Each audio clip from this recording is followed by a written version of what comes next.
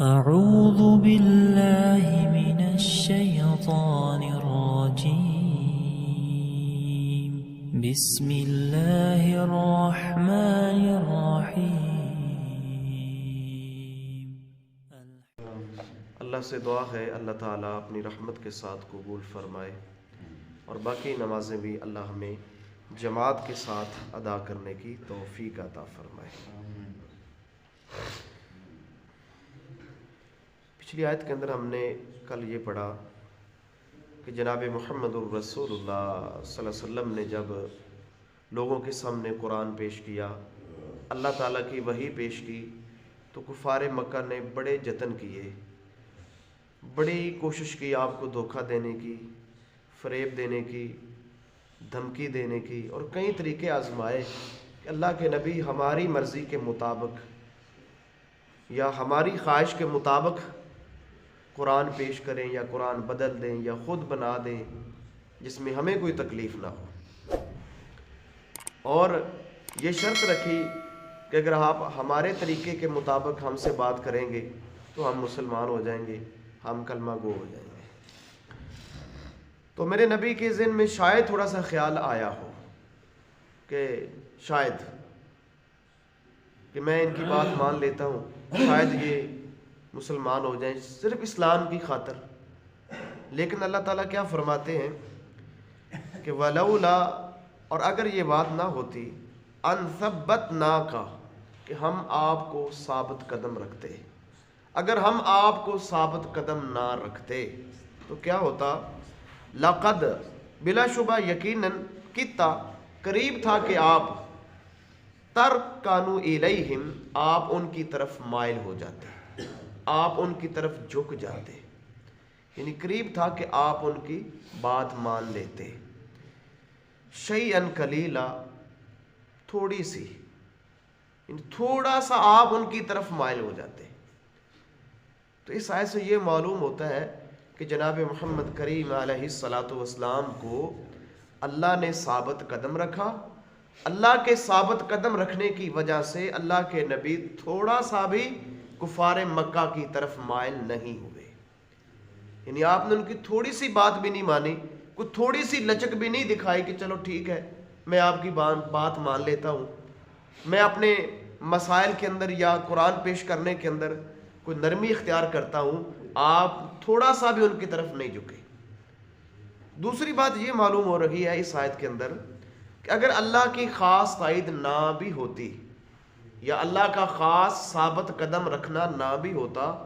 تو اگر میرے نبی ان کی طرف جھکتے تو قرآن کہتا ہے شیئاً قلیلا،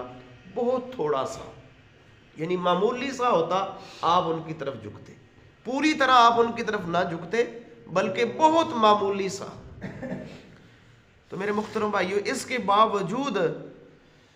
جناب محمد الرسول اللہ صلی اللہ علیہ وسلم نے کبھی بھی اپنے اوپر بھروسہ نہیں کیا، کبھی بھی اپنے آپ کے اوپر بھروسہ نہیں کیا،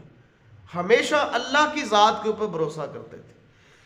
جامع ترمذی کے اندر حدیث موجود ہے، 2140 نمبر کے اوپر حدیث موجود ہے۔ سیدنا انس بیان کرتے ہیں کہ محمد کریم صلی اللہ علیہ وآلہ وسلم اکثر یہ دعا پڑھا کرتے تھے، حدیث کے الفاظ ہے اکثر یہ دعا پڑھا کرتے تھے، یا مقلب القلوب ثبت قلبی علی دینک، اے دلوں کے پھیرنے والے میرے دل کو دین کے اوپر ثابت قدم رکھ۔ یہ اللہ کے نبی اکثر دعا پڑھا کرتے تھے، اور صحابہ نے اس کی وجہ پوچھی تو اللہ کے نبی بتلاتے ہیں کہ جو انسان کا دل ہے وہ اللہ تعالیٰ کی ان دو انگلیوں کے درمیان ہے، اللہ تعالیٰ جس طرف چاہے اس کو پھیر دے، جس طرف چاہے اس دل کو کر دے۔ تو اللہ کے نبی کہا کرتے تھے کہ اے دلوں کے پھیرنے والے میرے اللہ، میرے دل کو دین کے اوپر ثابت قدمی عطا فرما۔ اس کے باوجود میرے محترم بھائیو، اللہ کے نبی کی اتنی عظیم ذات تھی، لیکن پھر بھی آپ ہمیشہ اللہ کی ذات کے اوپر بھروسہ کرتے تھے۔ اور آگے اللہ فرماتے ہیں کہ اذن لأذقناک، اگر آپ ایسا کر لیتے، آپ ان کی طرف مائل ہو جاتے، کفار مکہ کی بات مان لیتے، کچھ قرآن کے اندر اضافہ کر دیتے، اپنی طرف سے کوئی بات کہہ دیتے، تو کیا ہوتا؟ بڑی سننے والی بات ہے میرے محترم بھائیو۔ اینڈ پہ انشاءاللہ ہم ایک رزلٹ نکالیں گے اللہ فرماتے ہیں اذن تب لأذقناک، البتہ ہم چکھاتے آپ کو مزہ چکھاتے، آپ کو چکھاتے ضعف الحیات، زندگی کا دگنا عذاب۔ اے نبی محمد الرسول اللہ صلی اللہ علیہ وسلم، اگر آپ ان کفار مکہ کی طرف مائل ہو جاتے یا ان کی باتوں میں آ جاتے تو ہم دنیا کے اندر بھی دگنا عذاب آپ کو دیتے، وضعف الممات، اور موت کے وقت بھی دگنا عذاب دیتے، یعنی دنیا اور آخرت کا دگنا عذاب دیتے۔